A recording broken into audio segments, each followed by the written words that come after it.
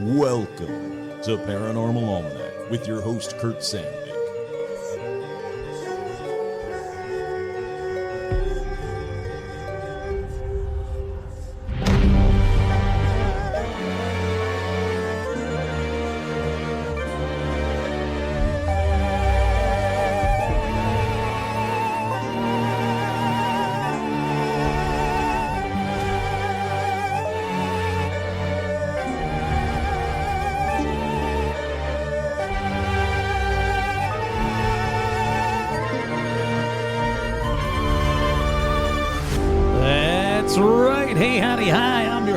Sandvik, and on this week's edition of Paranormal Almanac, we're finally going to get to part 2 of even more lake monsters. This time, that don't rhyme with Nessie. If you didn't listen to part 1, it really doesn't matter. You can listen to these episodes in any order. I mean, if you want to, do it chronologically, this is part 2, so listen to the last episode. But if not, I can't stop. You do what you want to do, Listen to them all backwards. You're guaranteed to get like 2 seconds forward of any episode if you listen to it backwards. Don't know what I'm talking about? Then you don't listen through to the very end.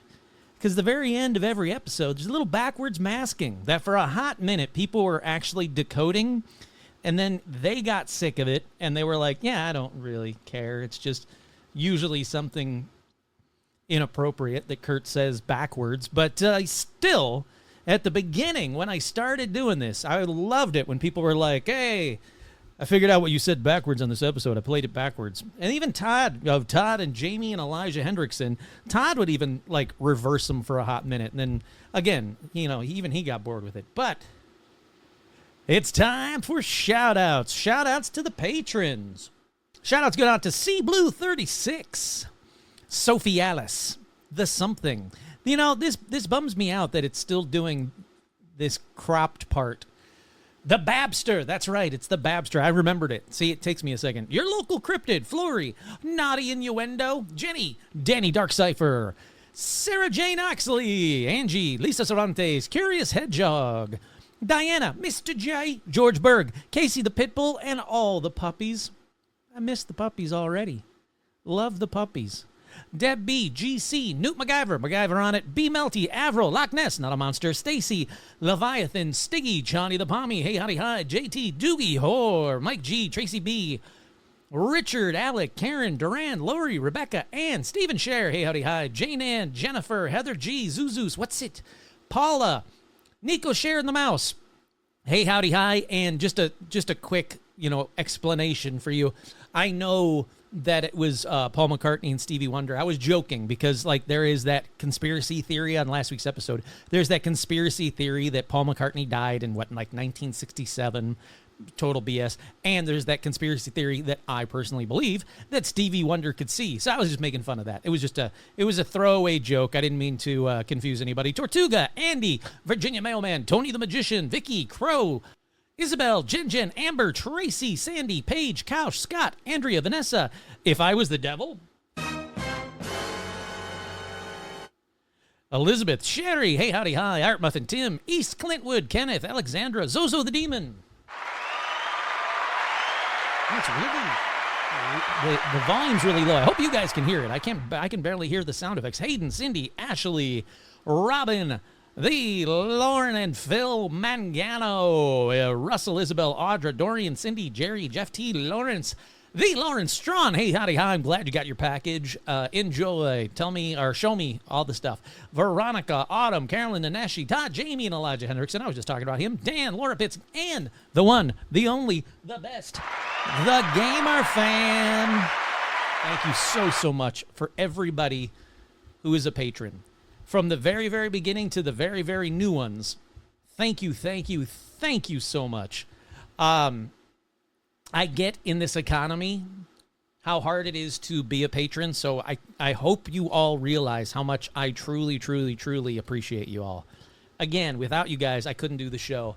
And that's not an exaggeration. So thank you, with 3 special shout-outs to Joe Teague, my boy Stitch, and a Rum, so 4, and to Scott, the Patreon. Who? What? Well, I'll tell you more in just a little bit. Actually, he's a paramaniac, not a patron, but still, cool guy. We had fun. Alrighty, let's get right into paranormal news. Nope, that's the wrong button. Nope, that's the wrong button. What is happening here? Paranormal news. Ghosts and demons that haunt the night. Strange objects fly through the sky. Shadow people are spending the night again. Black-eyed children knock on my door. A portal to hell opens in my room. Time travel man says the world is changing soon. Don't fucking shoot Bigfoot.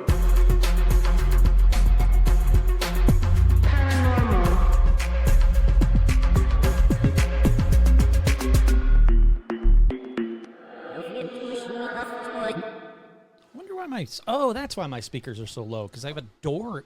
The door's in front of them, so I can't hear it. Anyhow, don't worry about me. I'm just, sitting around being confused. The first story in paranormal news, UFO experts, lawmakers to speak at Disclosure Forum. Hold on, that deserves a... As lawmakers and whistleblowers continue a push for transparency on UFOs, Thursday's Disclosure Forum will bring advocates together in a day-long session. That's right, this Thursday, the forum will feature panel discussions on issues around UAPs, including the congressional push for transparency, national security implications, and the economic and religious impacts of sightings. Now, that last one is a very, very big topic.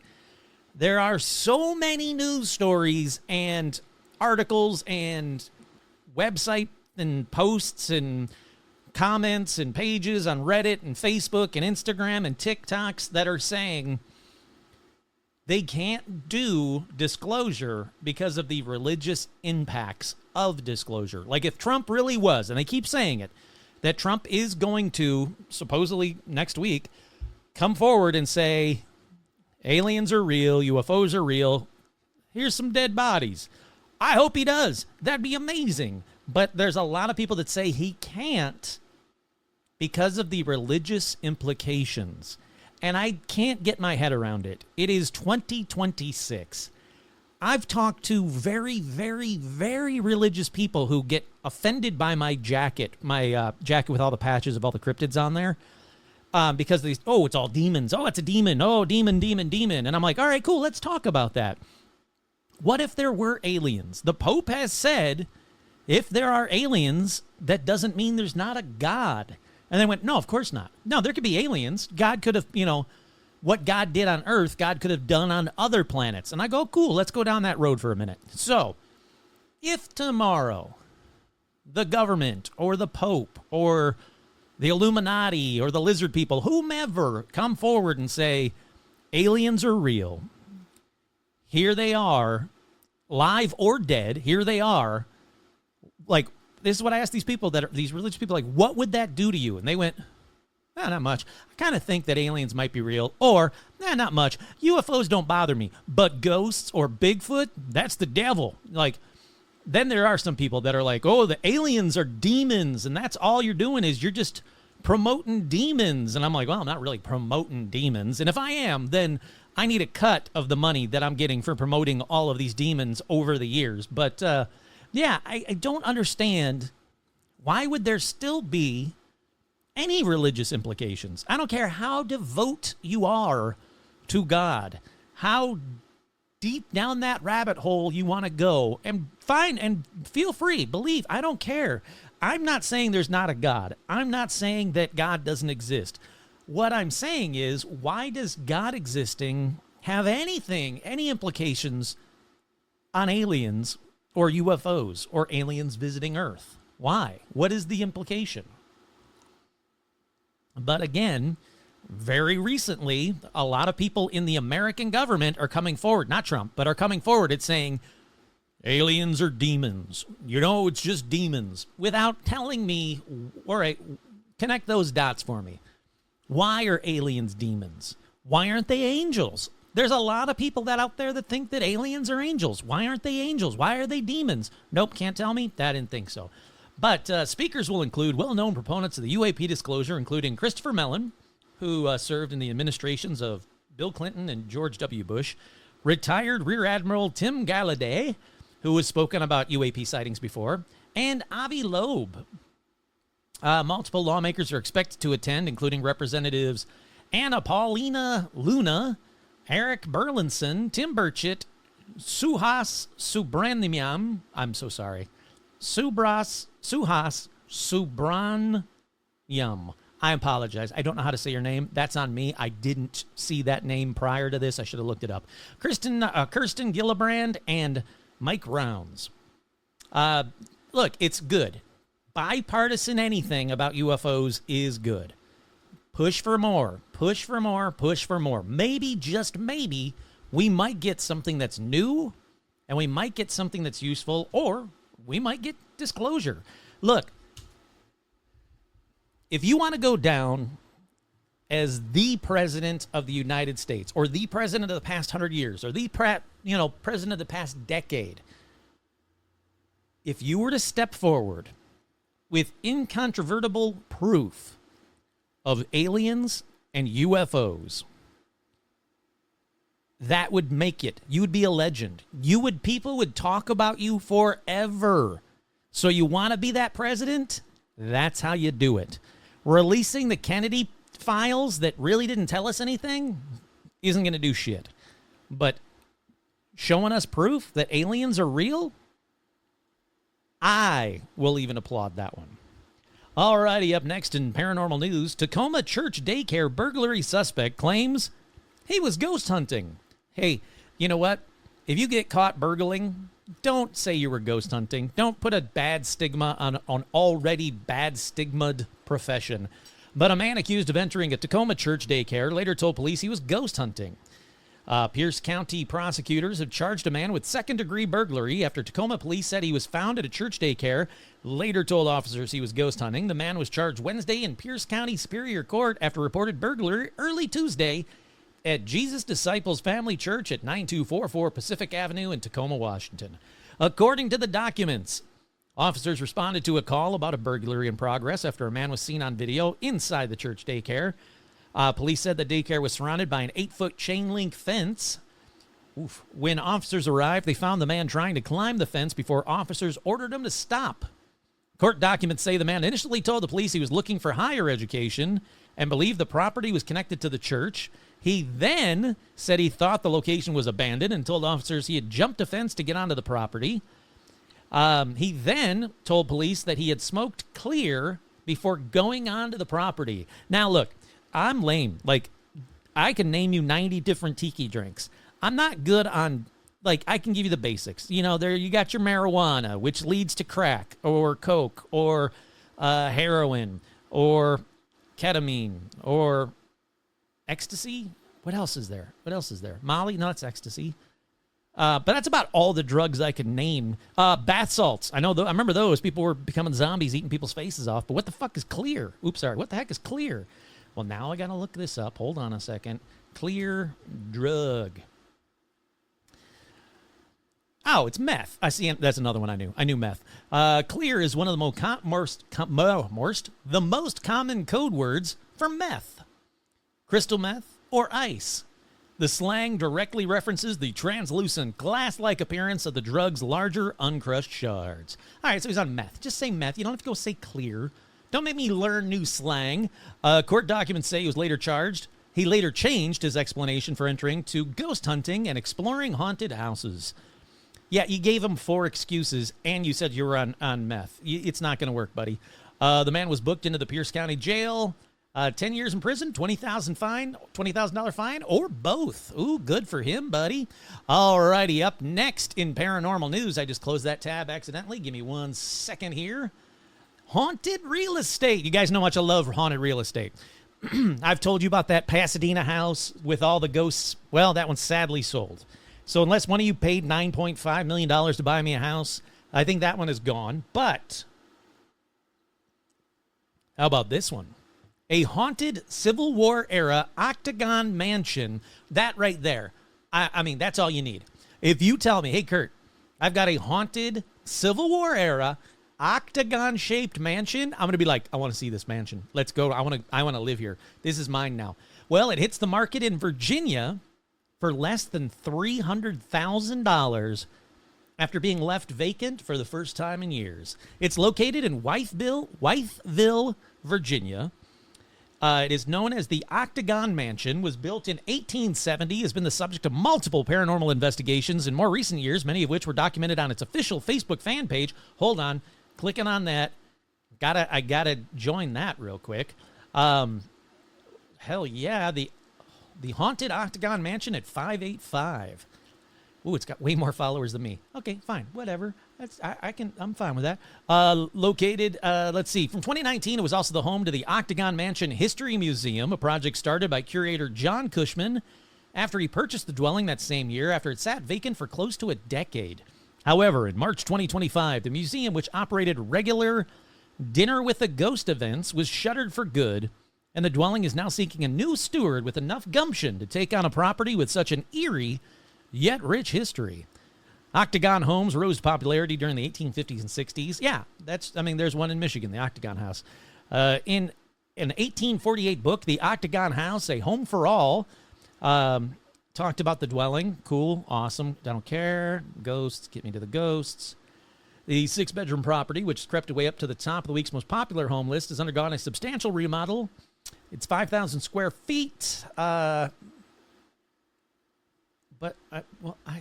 right, cool. Tell me about the ghosts, man. All right, you know what? I just opened up the Facebook fan page. Let's see. It doesn't tell me anything about ghosts, but apparently it's haunted. I want to live there.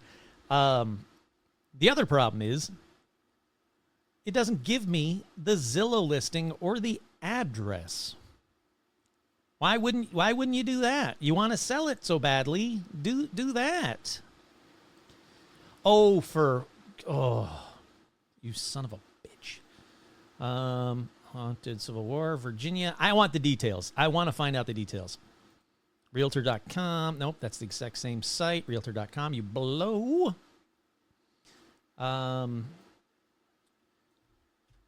Yes, I should have done this prior. You're right. I should have looked at this prior. I wasn't paying attention. Come on, guys. Come on. Let's see. Here we go. 585 West Main Street, Wytheville, Virginia, 24382. Let's go to the Zillow page right here. For sale for $295,000.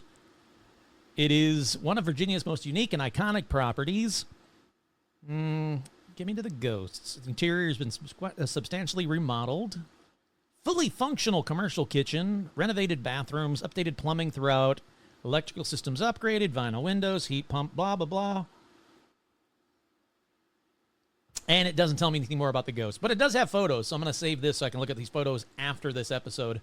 Now I got to find out what would the payments on that be? $2,280. Oh, that hurts me. It's less than I'm paying for rent. Oh, that hurts me, and I can own this cool place. I got to find out about Wytheville, Virginia, then. All righty. Next up in paranormal news, it's more wacky, kooky Conjuring House time. Boy, this is like this should be a reality show. Look, I get that he's a reality star, what's his name, Jason Hawes, but he should be doing a reality show about getting this place because it just seems like it's just drama after drama. And this episode or this article is no different. YouTuber and associates ordered not to trespass at the Conjuring House. That's right. A Rhode Island Superior Court judge has granted a temporary restraining order preventing a YouTuber from trespassing at the Conjuring House.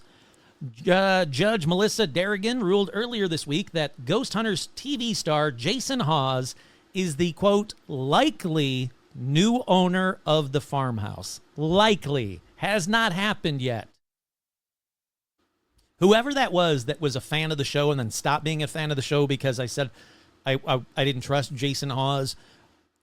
This is now months and months later. October, November, December, January, February, March, April, May, June. Like 9-10 months later, it still isn't happening. So hopefully you're still listening to the episodes. And if you are, how about you just say, hey, I'm sorry I snapped at you. Because, bygones be bygones. But the judge's decision came after Hawes submitted an affidavit to the court from neighbor Donald Sullivan, who claimed that YouTuber Elton Casty and others associated with him have been on or around the property at least 3 times over the past several months. Why? Well, though Sullivan went on to say that across the street from his own has led to a series of amount of loitering, trespassing, and noise to the point where at times I've had to interject myself to break it up. I've found myself trying to keep at least keep people off the property and from trespassing. He said that 4 individuals were walking along the property line. I decided to ask them to leave. One of the individuals was Casty. He said he was extremely arrogant when he told them not to trespass on the property. He told me, I'm buying this house for $3 million. I own the Warren house already, and the neighbors love me. Well, the judge said, nope, this time you can't do it. But the judge did say that even though there's a possibility that he is the deed holder, Jason Hawes will probably be the actual buyer, and until it gets settled, he has to go through Jason Hawes to alert him that he's going to keep an eye on the property because he says he's the deed holder, and he just wants to make sure that the property is being upkept. Whereas Jason Hawes is saying the exact opposite. It's like I said, it is drama on top of drama. They've accused Hawes of conspiring to lead a concerted effort to acquire the property, even though knowing that Nunez was unwell. I mean, this keeps going on and on and on and on. I doubled down on my statement that it just seems weird. It shouldn't be this difficult. It shouldn't be this convoluted. It shouldn't be this conspiratorial. And it's just weird. And Jason Hawes' videos of him like mowing the lawn to be like, look, I'm a good guy. Give me your money so I can buy this house. Just seem weird to me. But anyhow, before we end paranormal news, next week the aliens are landing. Apparently, there's a lot of people online that are telling me, "Hey, Kurt, next week you're getting your wish. The aliens are landing." And I'm like, "Really? Show me. Why? Why are you saying that?" "Oh, it's a TikTok thing." "Oh, okay, cool." So that's not happening. And then don't forget that August 12th, gravity will turn off for 7 seconds. So you got like a little over a month to, get yourself prepped for gravity turning off. Don't worry, that's not going to happen either. There's brand new Fish Boy music. Fish Boy, the best guy in the world. I'm very, very happy that I discovered him for the show, had him on the show. Haunted Highway is a brilliant song. Well, his new music is just as brilliant, so go out and listen to Fish Boy. Tell him Kurt sent you. Paranormal Almanac sent you. He's a great guy. I was chatting to him yesterday. And finally, before we go to break, I want to take a minute, and I'm toying with, do I do an episode about it? I want to talk to you about Widow's Bay. Bar none, the best TV show of 2026. It is absolutely brilliant TV. If you don't know what it is, look it up. If you got Apple Plus, you can watch it there. If you don't have Apple Plus, maybe Cinebee or something. I don't know. Maybe you could pirate it, but don't pirate it. That'd be terrible. I'm saying you could pirate it, though. But Widow's Bay, freaking brilliant. It is honestly one of my favorite shows ever. Every episode, I was smiling, I was scared, I was spooked, I was laughing. It's just brilliant TV.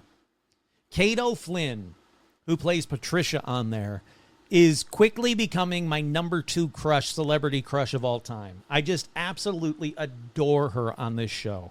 She is so good. Such a brilliant actress. So if you haven't watched it, if you want to watch something that I explain to my friends like this, It's kind of like Twin Peaks meets Stephen King meets Jaws. And I say that because those are three of my favorite things. I love Twin Peaks. I love Stephen King. And I absolutely love Jaws. I'll be watching it next week for sure. It's all three of these things brilliantly done by Katie Dippold. Brilliantly done. I cannot say enough good things about it. Like I said, it has quickly become my favorite show. I absolutely love it. So if you get a chance, watch Widow's Bay. If you want me to do an episode about it, or maybe a patron episode about it, or maybe a live episode about it, filled with spoilers and theories and all that kind of stuff, live episode would be the way to do it, because then I could bounce things off you guys, see what you guys think, see what I think. Here, watch the show. That way, when I do a live episode coming up soon, we can have conversations about it. But it will be spoiler full, so don't watch my live episode before you watch the show. There's no way I want this show spoiled for you. It is so brilliantly done. Please don't spoil it. All right, let's take a quick break. We'll be right back.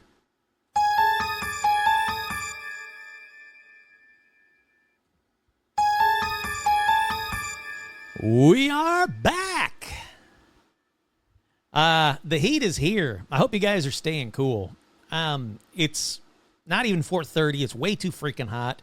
But before I get to the episode, stay cool. And if you're in like France, oh my God, please stay cool. Or UK, please stay cool. But before I get to the episode, I wanted to thank Paramaniac Scott.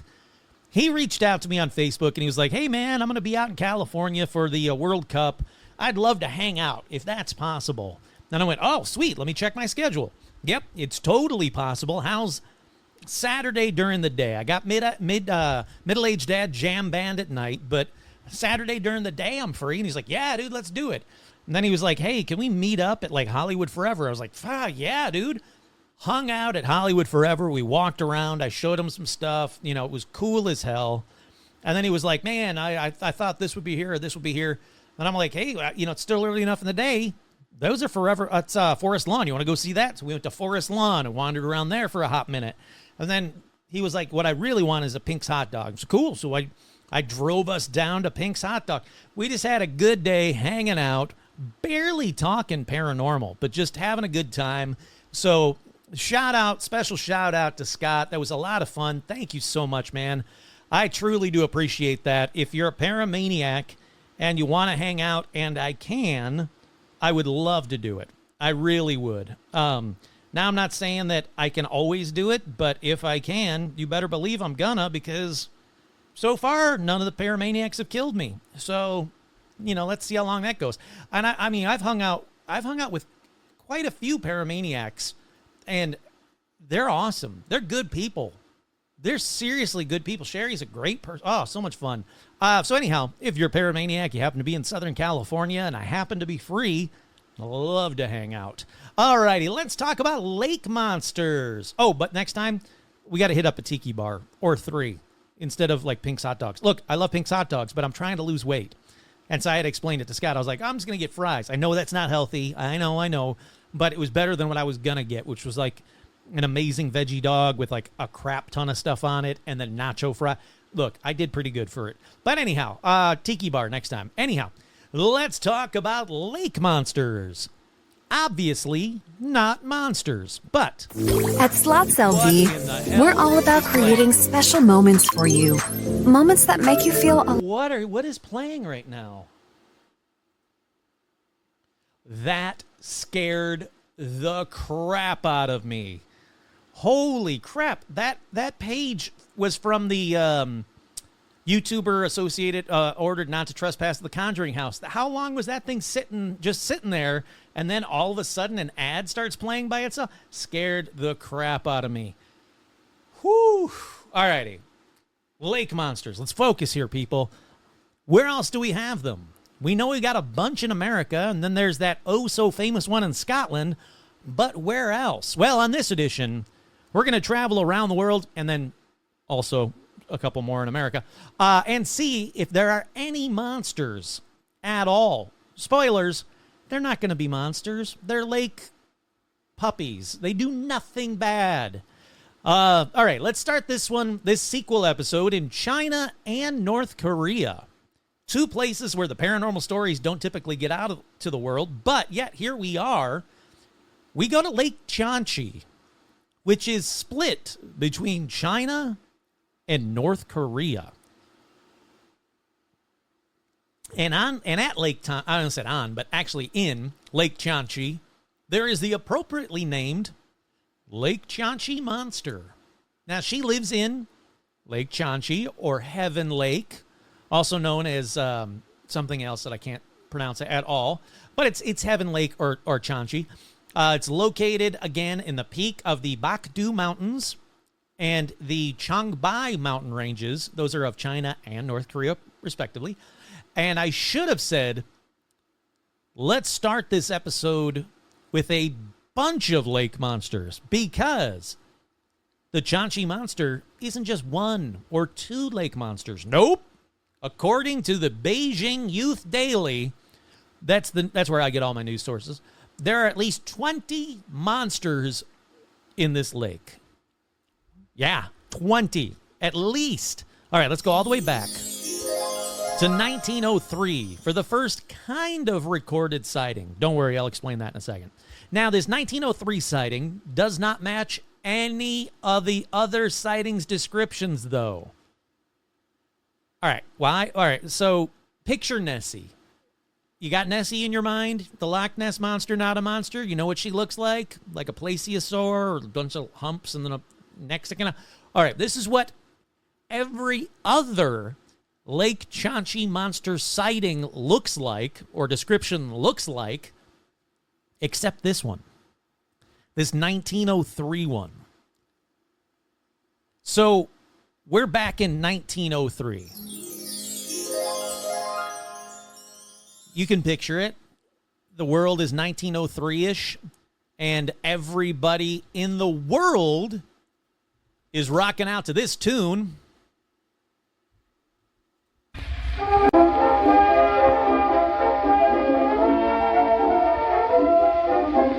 There's a time in each year that we always hold dear, good old summertime. That's right. With the birds and the breezes and sweet-scented breezes.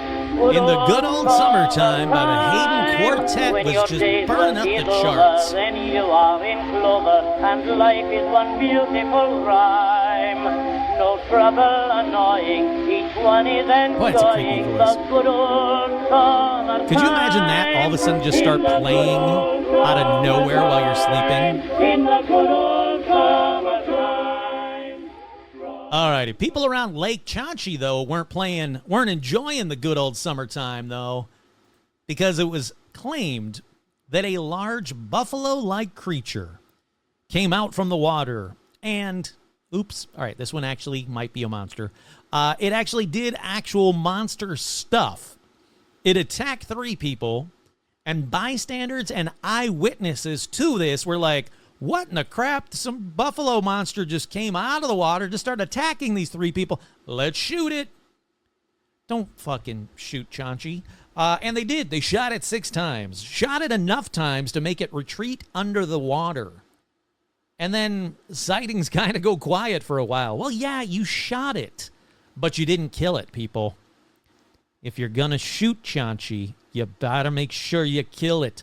All right, so what do I mean about these sort of first reported sightings? Well, for that, we have to go back to the Qing Dynasty.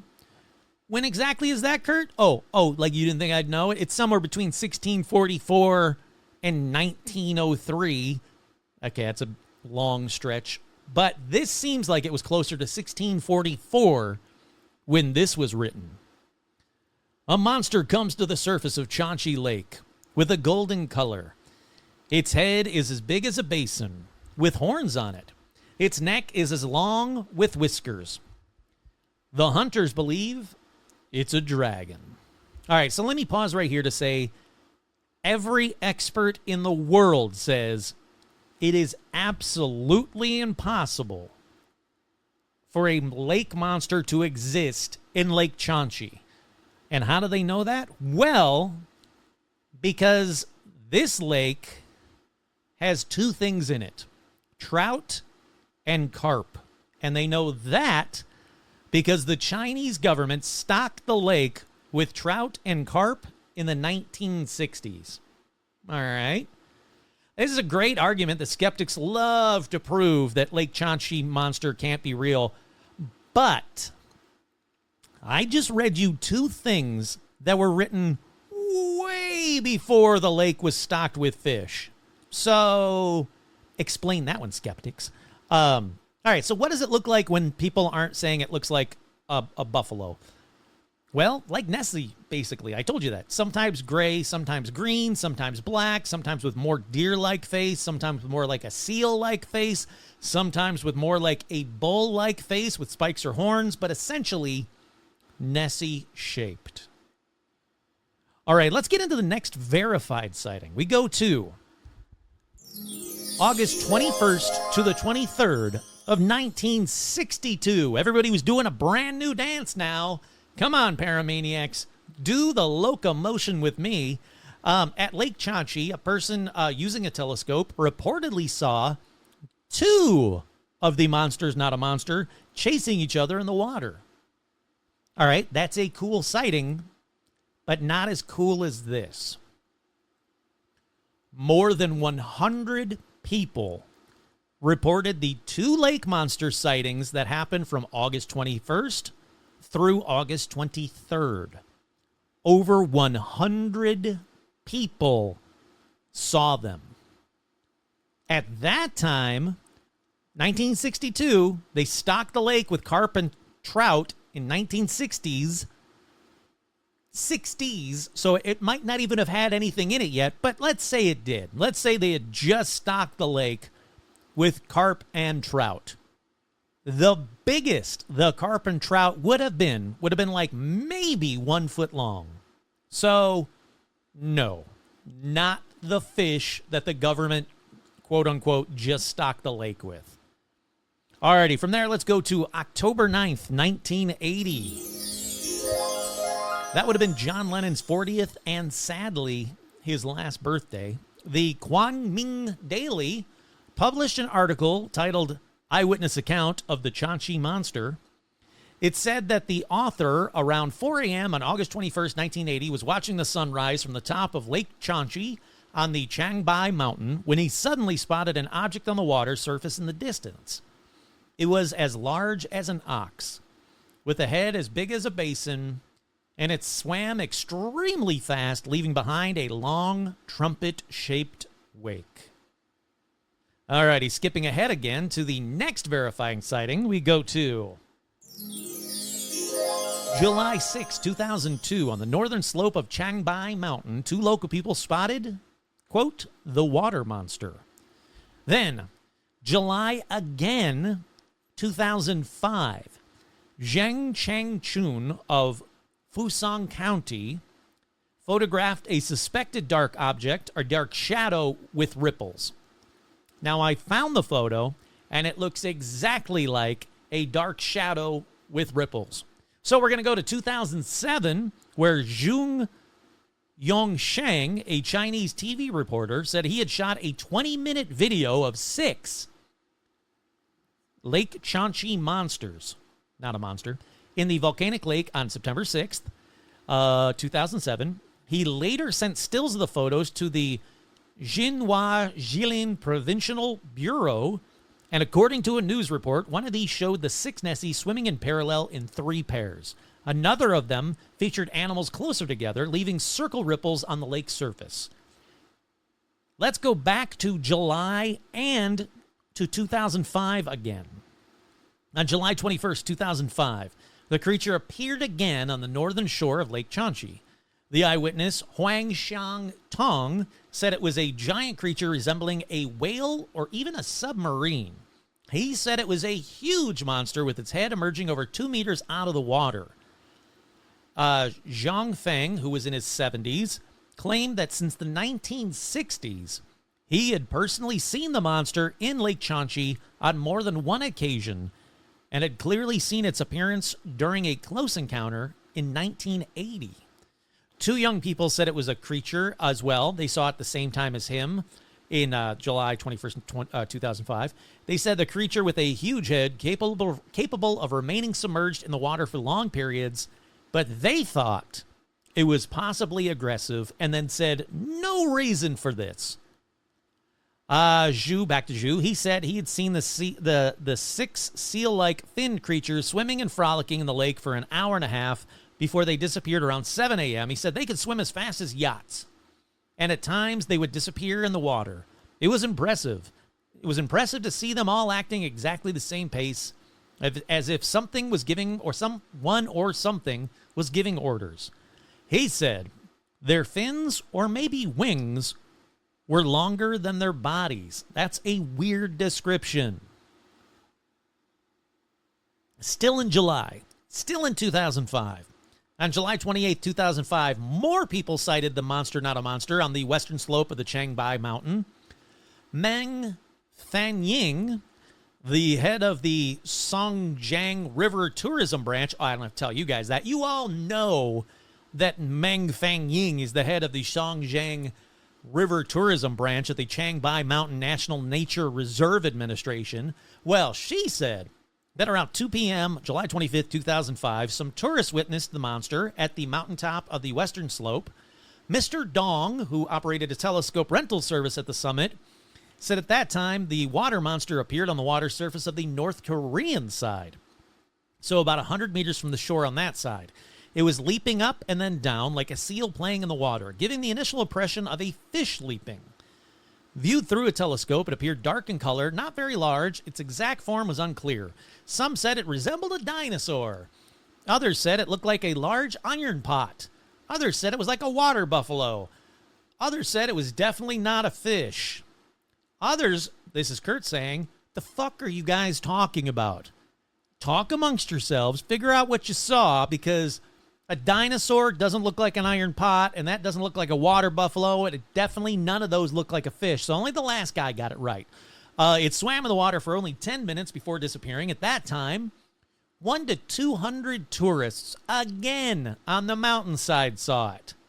Staying in July, but 2013, interesting, isn't it? Seems like July is the month. If you want to see Lake Chanchi Monster, go in July. July 29th, 2013, a staff member from the Changbai Shan Chanchi Volcano something photographed the Chanchi Monster.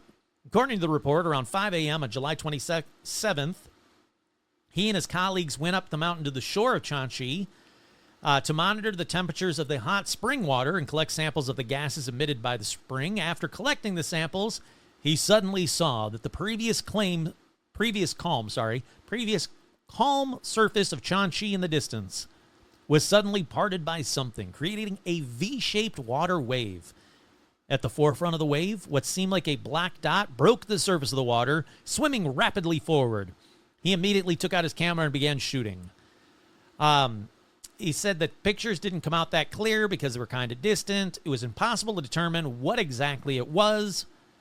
Two were kind of clear, though. One showed what appeared to be the black head of, quote, the monster above the water, and the other showed that it's showing it submerging, leaving only the wake. Yeah, they said it was a blurred outline, somewhat resembling the head and neck of a small deer. Moving on to 2013, monitoring personnel captured the footage of a V-shaped ripple with black spots. Staying in 2013, July 27, 2013, Wu Chenji, a staff member of the Changbai Mountain Volcano Monitoring Station, took the photos that I just talked about. 250 on November 24th, 2013. Let's see. Tourists witnessed 2 water monsters swimming and playing in circles. There was a water wave over 10 meters long and what appeared to be a white back of a water monster breaking the surface. The water monsters, each measuring about 1.5 to 2 meters in length, swam one after each other from east to west towards the Shangjiang Bay. The water monsters began to play and swim on the lake surface about 600 meters from the Haxi Boardwalk. Haxi? I don't know. Doesn't matter. Then they swam in a circular pattern in the lake, sometimes surfacing, sometimes submerging, creating large circular waves on the water surface. They swam for about 10 minutes in front of all of these tourists. Again, depending where you get your info, somewhere up to nearly 100 tourists watched these things for about 10 minutes before they dove into the lake one last time and disappeared. All right, this is when things get weird. Some of those tourists said the monster had a human-like head attached to a 1.5 meter, 5-foot neck. It is said to have a white ring around the bottom of its neck, and the rest of its skin is gray and smooth. Alrighty, so what are they? What are these things that people are seeing in Lake Chanchi that can't be there, according to skeptics? Well, that may be harder to figure out than usual, because we can't do a full paranormal or cryptid investigation. Why? Well, like I said at the beginning half of this episode, half of the lake is China's, the other half is North Korea. So, sadly, yeah, I think this one is going to be a legend for a bit longer until humans can play nice together.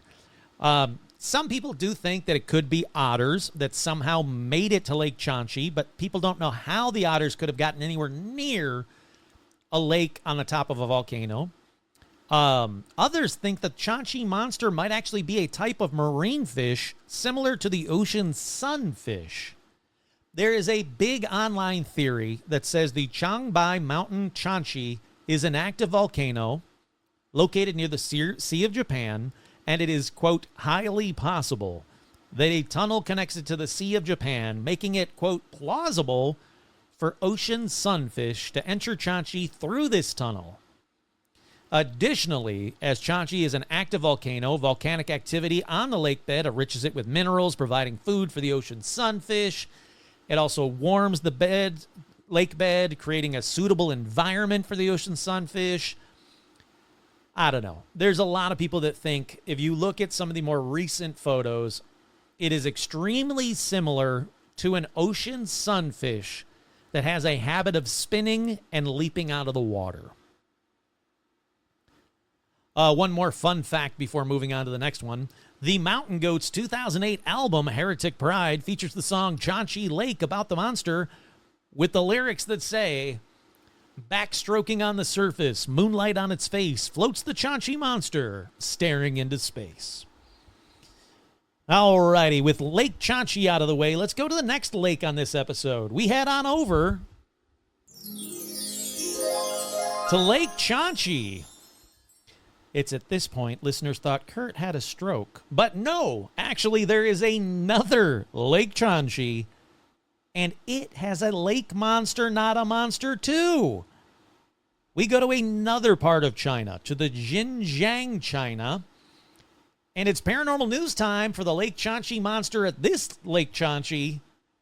This one comes to us from the New York Post, September 4th, 2023. Mysterious 50-foot monster spotted in lake in China?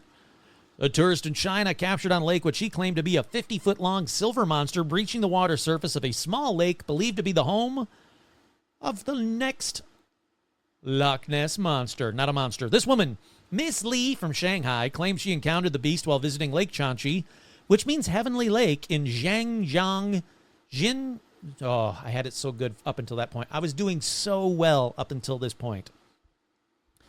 In Xinjiang region of the northwestern China on August 31st. She said she was strolling along the lakeshore at around 4 p.m. local time when she suddenly heard what sounded like fish splashing in the water. She looked into the distance, saw a creature, a giant creature in the lake about 600 feet away from her. Cell phone video shot by Lee shows the still surface of the alpine lake being disturbed by something swimming underneath it and causing waves and ripples. After about 10 seconds, the ripples stop and the lake returns to being as serene as before. At first, I thought it might be several fish, but upon closer inspection, it was just one long silver-colored creature. The woman added the unknown aquatic creature was moving in a regular pattern. It was swimming quite fast. Staff at the scenic lake later responded to Lee's monster claim, saying that due to the unclear quality of the video and lack of the precise description, they cannot determine what the creature was. They did add, though, similar sightings have been reported by other tourists in the past. Imagination is quite vivid, a local official said. We hope there really is an aquatic creature that can satisfy everyone's curiosity. But whether it exists or not, well, that's hard to say. They noted that none of the known fauna in Lake Chonchi, including rainbow trout, exceeds 3 feet in length. In the fall of 2020, a worker at the Changbai Mountain National Park filmed a black round object he believed to be a monster floating on the surface.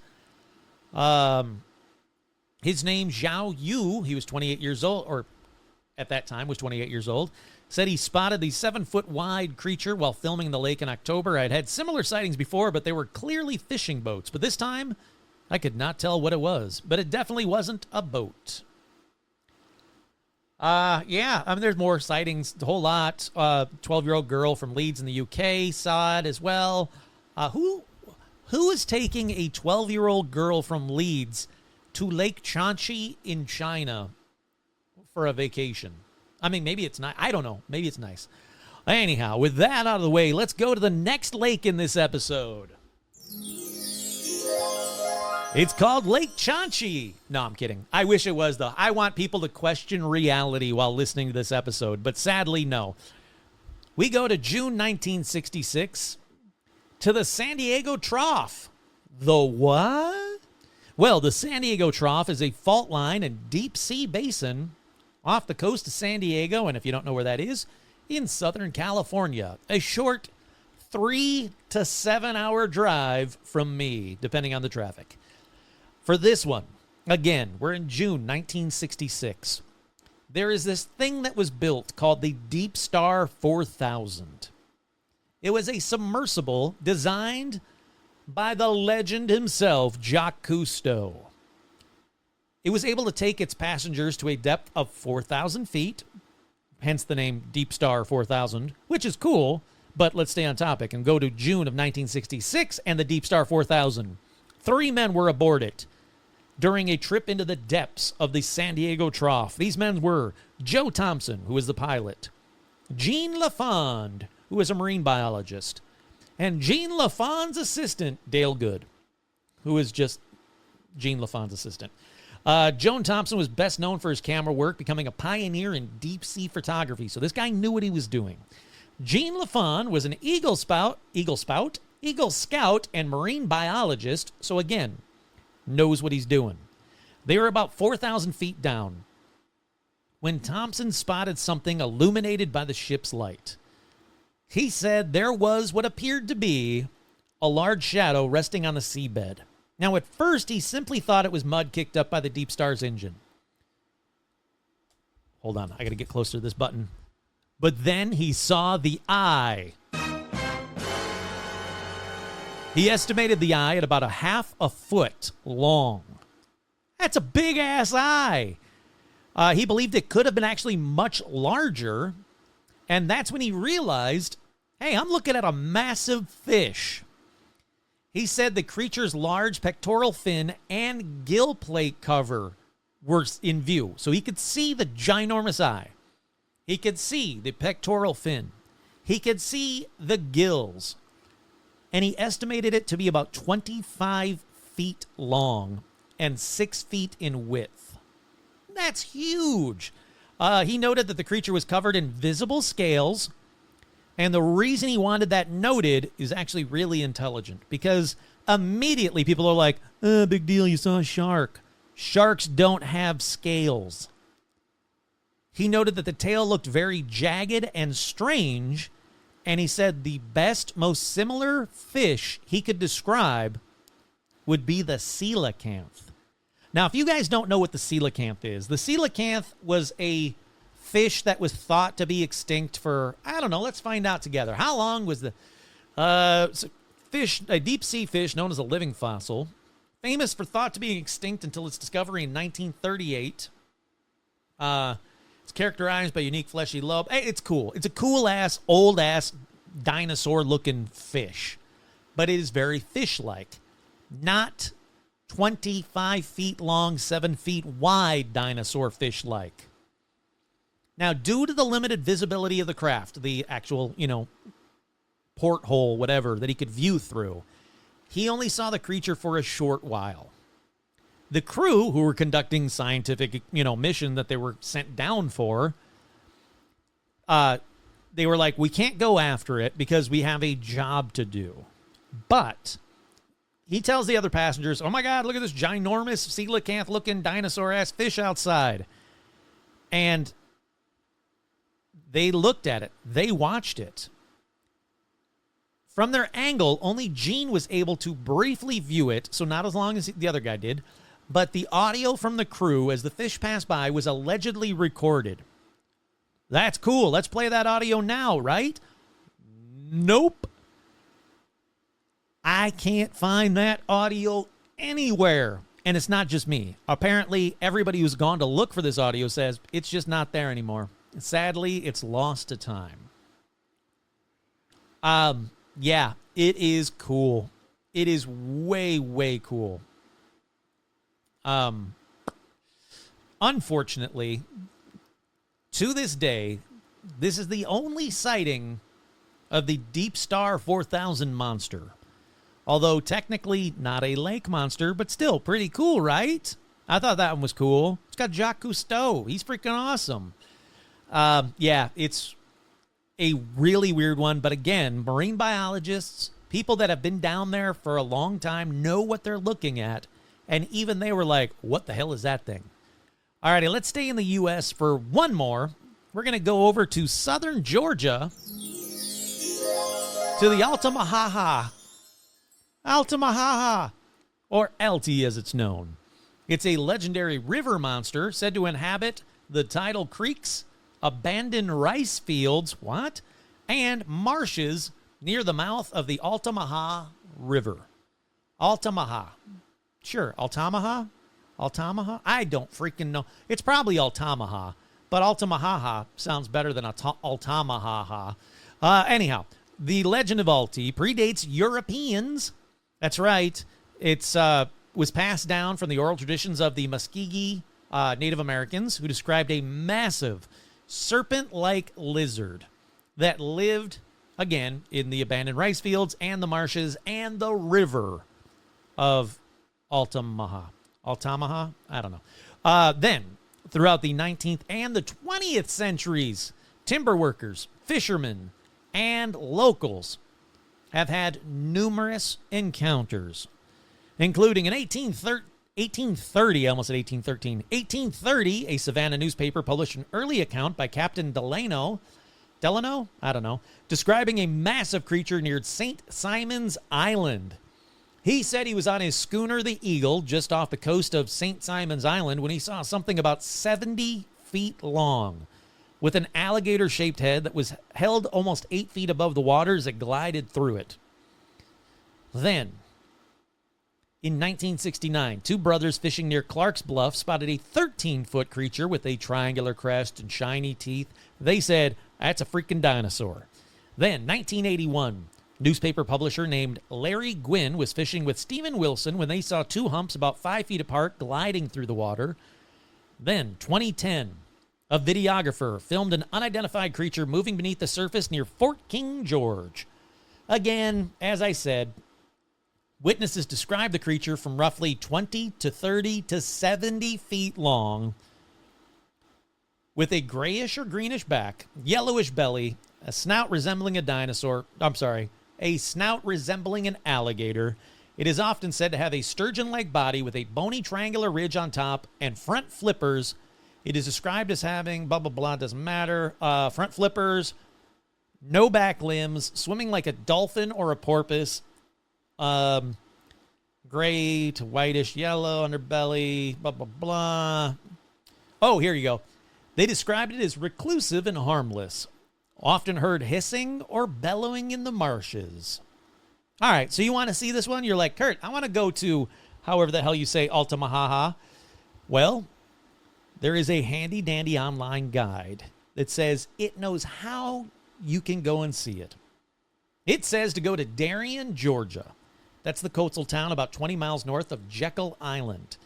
They said this is the epicenter of all Alti sightings. And once you're there, they recommend you visit the Darien-McIntosh County Visitor Center to see a carved sculpture of the monster. Or you can go to the local 4-H center because there's a model of a juvenile Alti on display there. They say once you go to the water's edge, once you go there, get an idea what you're looking for, go to the water's edge and keep an eye out. All right, to me, that just sounds like touristy nonsense. But again, what do I know? I've never seen the thing. Maybe that is how you go and see this thing. Alrighty, let's get out of America for this last one. Let's go to Turkey and let's talk about the Lake Van monster, also known as Vangolu Canavari. I like that. Vangolu Canavari. Nah, it didn't really work with the dun-dun-dun, but still, pretty cool. All right, we go to Lake Van in eastern Turkey, near the border with Iran. It is Turkey's biggest lake. It's 74 miles across at its widest point, and its deepest, it's 1,480 feet deep. It's another lake that's surrounded by steep mountains, some of them snow-covered and stagnant, and they say the lake has no outlet. And what do people see there? Well, they see a freaking Nessie. Again, it's like a plesiosaur. All right, when did these sightings begin, though, Kurt? The 1600s? No. The 1700s, then? Still no. The 1800s? Still no. All right, but surely it's the 1900s, Kurt. Well, I mean, yeah. Sightings of the creature, about 15 meters long with spikes on its back, started in 1995. But since then, approximately 1,000 people have come forward to say they've seen the monster, not a monster. The best sighting came in 1997 when a local university assistant by the name of Unal Kozak filmed a video and even wrote a book about the Lake Van monster. So yeah, again, it's the typical Nessie description, but let's do some grain of salt stuff because I went down a rabbit hole about the Lake Van monster because I thought it was really weird. Primarily 1,000 sightings between 1995 and 1997. I found this. It was done in 2010. It was an online article about a 121-year-old newspaper article that was found about a big creature sighting in Lake Van. Grain of salt time. The article was published in a newspaper called Saadet News in the Ottoman period of 1889. The article tells about a sighting of 3 men traveling from Tatvan to Alat. One of the travelers said they were camping near the lake and they wanted to wash their hands with the water of the lake. While they were washing, a big creature appeared in the water quickly and attacked them. It captured one of the 3 by his leg and tried to pull him into the lake. The other 2 tried to save their friend, but their strength wasn't enough to rescue him because the creature was too strong. So they pick up some burning wood from their campfire and they attack the creature. When the fire touched the creature, it screamed in extreme pain and fled to the depths of the lake, but it took the man with it. Finally, we get a freaking monster on this freaking monster site. Come on. That's how you monster people. The man who was captured was never to be found again. Then, in 1890, the next year, the newspaper again mentions the Lake Van monster. The monster was a cream-colored, winged, dragon-like creature, and that's about all they say about it. Here's the problem. I can only find one online reference to these articles. They all seem to be the same screenshot that goes back to the same site that says they have these articles, and here's the screenshot. I can't find anything else about it. So, big time grain of salt it. And then there's this that I can't verify. On Akdamar Island, which is the biggest island in Lake Van, there's an Armenian church named Akdamar Church made in 915. The church's outer walls are covered with stone carving pictures. And that's true. I have seen that. In one picture, they say a sea monster-like creature can clearly be seen underneath the ship. The majority of people think, here we go, that's the Lake Van monster in 915. I will say, it does show a boat and then some kind of creature underneath the boat. And there shouldn't be anything in there. They say there's nothing big in that. So that does lean me to believe that somebody saw something in the early 900s about, in Lake Van. So, I don't know, maybe. All right. I really wish I knew more about Lake Van. I wish I could find the actual article, not the actual article, but like the newspapers.com version of the 1889 and 1890 articles. I would feel more better giving that as, more confident giving that as definite sightings that go back that far. But majority from what I can find for Lake Van, again, 99.9999% of the 1,000 sightings happened between 1995 and 1997. Seriously, what the hell was happening in Lake Van at that time? I don't know. As always, this Nowhere Near covers all the lake monsters, not monsters of the world, but that about does it for this episode. Once again, I'm your host, Kurt Sandvig. Thank you so much for listening to Paranormal Almanac. Love ya!